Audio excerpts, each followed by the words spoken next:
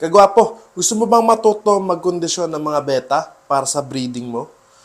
Sagot kita kagwapo, sakto, nagkukondisyon ako ng mga pair betas natin dito.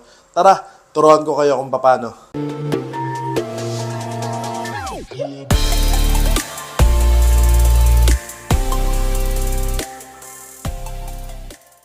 So yun na nga mga kagwapo, no? Tama yung narinig nyo sa intro kanina. Nagkukondisyon na ako ng mga beta pair sa likod, ano? Kasi hindi lang basta pagbabalik sa pagbebeta yung gusto ko, no? Gusto ko kasi mag-produce ng mga quality at mga ganda na beta. Kaya nung nakaraang video ko lang, bumili ako ng mga quality na breeding materials na nanggaling pa ng CDO.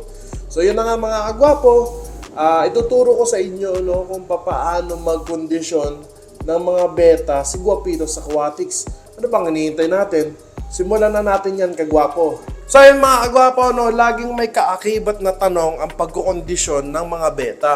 Bakit daw kailangan i-kondisyon ng mga beta bago isa lang sa breeding? So simply because mga kagwapo, hindi magsasucess ang breeding ng beta mo kung hindi sila kondisyon for breeding.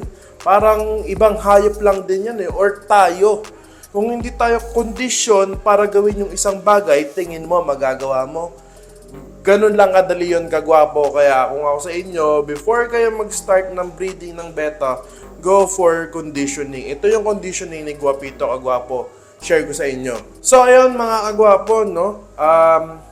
Unang-unang gagawin nyo pagdating sa pagkukondisyon ng beta, ay pumili kayo ng maayos na beta. Yung kayang mag-breed, yung hindi sakitin, yung okay na okay ang itsura, para naman hindi sayang ang breeding nyo kung sakaling mag-success, di ba?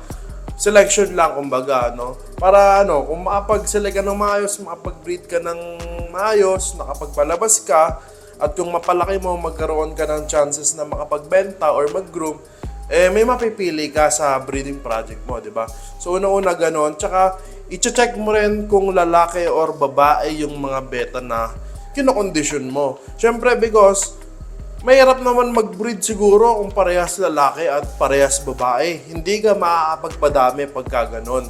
May mga instances kasi, kagwapo, na maliit lang yung male mo, kaya nagmumukha siyang female. O kaya naman yung female, masyadong malaki, nagmumukha siyang male. May mga ganong confusions. Kaya mas maigi, mag-check ka ng maigi kung lalaki at babae yung kinokondisyon mo. Mas maigi kung ganon, kagwapo.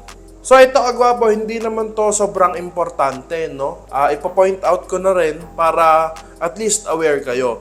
Sa lalagyan ng mga beta nyo for conditioning, bahala na kayo.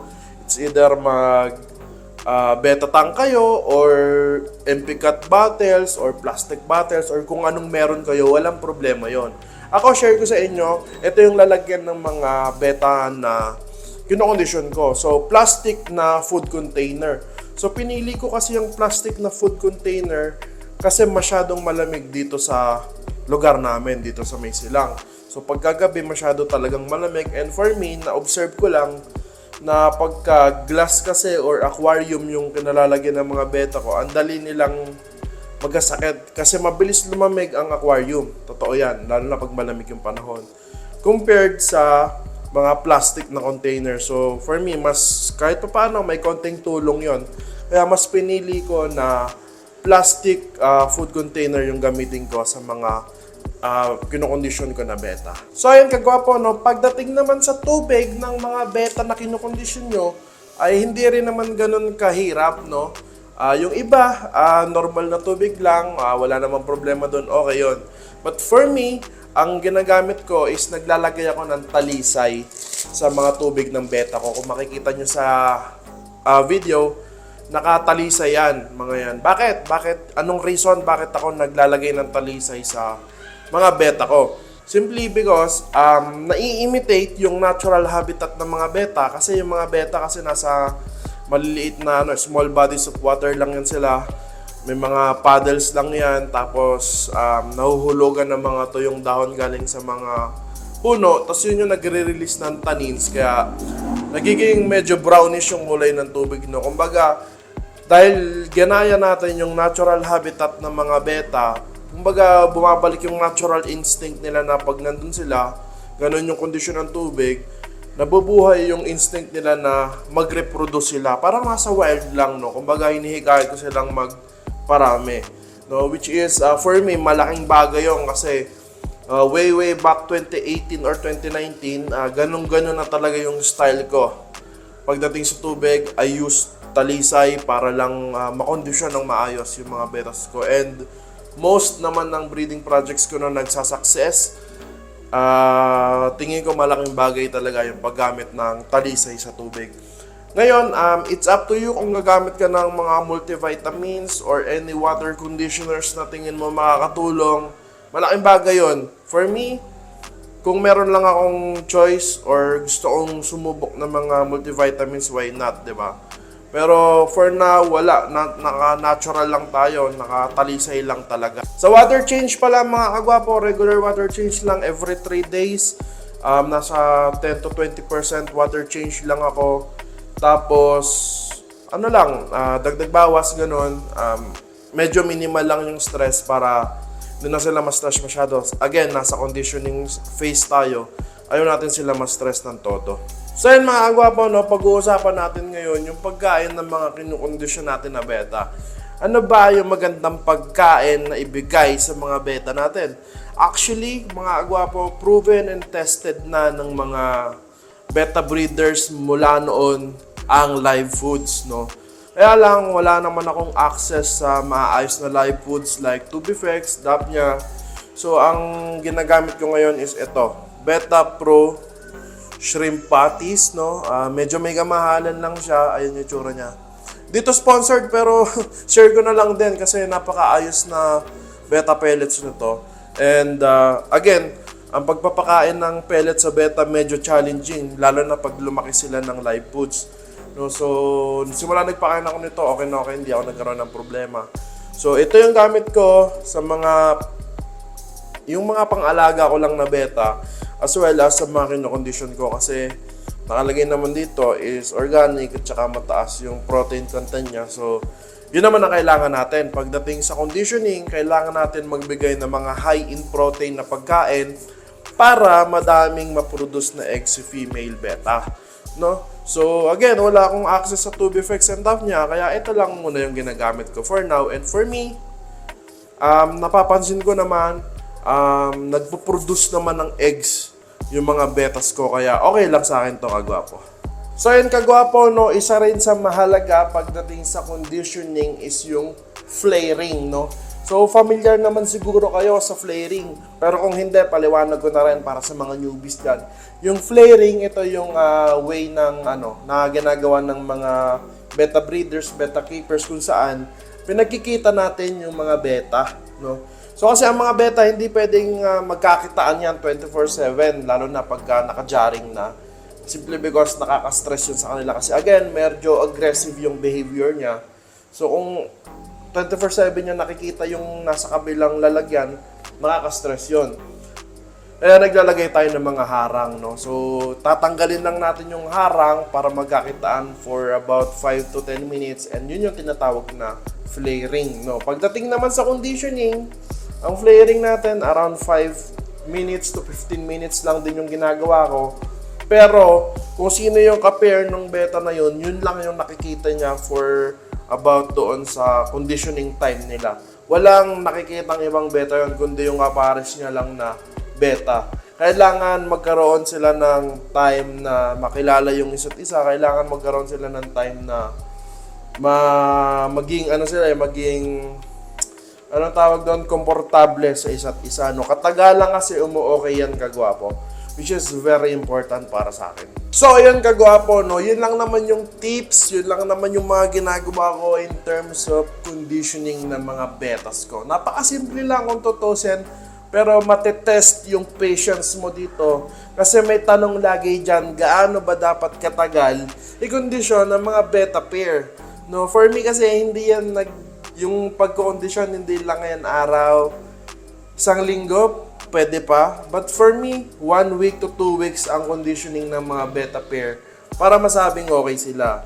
And laging may tanong dyan, paano ba natin masasabi kung condition na yung mga betas natin?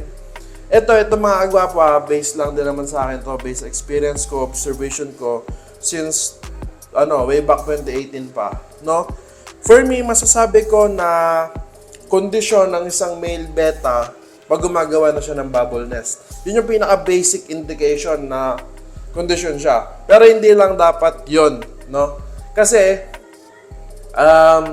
mapapansin mo pagka nagpapa-flare ka, pag ang male beta mo is hindi lang siya aggressive na flaring. Kasi pag nagpapa-flare tayo, usually aggressive lang siya. Pinapakita niya lang yung mga fins niya, yung sa gills niya. Hindi lang ganun eh. Magugulat ka katagalan para na lang siyang nasa ilalim ng bubble nest na ginawa niya. Tapos para lang siyang sumasayaw. It's more of an mating ritual or mating dance para maakit yung female, no? Katagalan ganun yung nangyayari, no? So pagka ganun na yung galaw ng male mo, for me, napaka condition na yun para sa akin. Kasi hindi na siya aggressive eh. Nandun na lang siya, kahit mag-flare ka, nandun na lang siya sa ilalim ng bubble nest para na lang siyang sumasayaw and continuously na lang siyang gumagawa ng bubble. For me, yun yung indication na kondisyon na ang male mo. Paano naman sa female beta? Mapapansin mo yan kagwapo pag may egg spot na dito sa may bandang ilalim ng tiyan. May makikita ka nakalabas na isang puti. No? Pag ganon, ibig sabihin nun, meron ng produce na eggs si female beta. So, luckily, yung mga betas naman na aking ginugroom ay merong, alam ko, koi ba to or what? Pero medyo transparent yung belly na part. Kaya kita ko pag may eggs or wala. So, upon seeing or upon checking sa mga females ko is napakarami ng eggs, no? Napakalaking bagay na nun. Ibig sabihin, nag-generate siya ng maayos, condition siya. And isa pang bagay na pag nagpa-flare ka at ang female mo is hindi na siya aggressive or hindi na siya takot sa male pagka nag-flare, yung parang tipong lumalapit, yung tipong parang naaakit na siya sa ginagawa ng male mo. For me, that's an indication para sa mga female beta na siya ay condition. So, ayun lang naman yung mga iilan sa mga ways na para mapansin ko kung kondisyon sila mga agwapo. Sana nakatulong sa inyo. So, yun mga agwapo, no, dahil napakahaba talaga ng ng preparation time ng conditioning. Gamitin nyo yung time para makuha lahat ng resources na kakailanganin nyo para sa susunod na stage ng beta breeding, no. So, yun lang naman mga agwapo. Sa yun mga agwapo, no, hoping ako na magkaroon ako ng mga maaayos na isda. Actually, 3 pair yung inaano ko. Hindi ko na nilagay yung isang pair dito kasi baka hindi kayanin nung lamesa. Pero ito yung 2 sa 3 pair na ginugroom ko. Galing to kay Boss Adrian. So, boss, sana maparami ko to. Yun mga gwapo, no? So, sana nakatulong yung mga tips na pinagbibigay ko sa inyo when it comes to beta pair conditioning. Napakalaking bagay na siguro ng mga pinagsasabi ko. Kasi buong process na ng conditioning yan, mga agwapo. Bahala na kayo mag-improve ng process para sa ikabubuti ng breeding project nyo, di ba? Or kung ano man yung naaayon sa situation nyo, di ba? So, ayun kagwapo, na maraming salamat sa panonood sa Guapitos Aquatics. At, salamat sa patuloy na support sa Guapitos Aquatics kahit na medyo natatagal yung pag-upload. Makakaasa kayo na mag-upload pa rin ako kahit gaano ako ka-busy kagwapo. Maraming salamat. Shoutout pala sa inyo. Sa mga gusto magpa-shoutout, comment pala kayo, no? Shoutout ko kayo next video. So, yun lang mga agwapo. Maraming salamat. Guapitos. Out.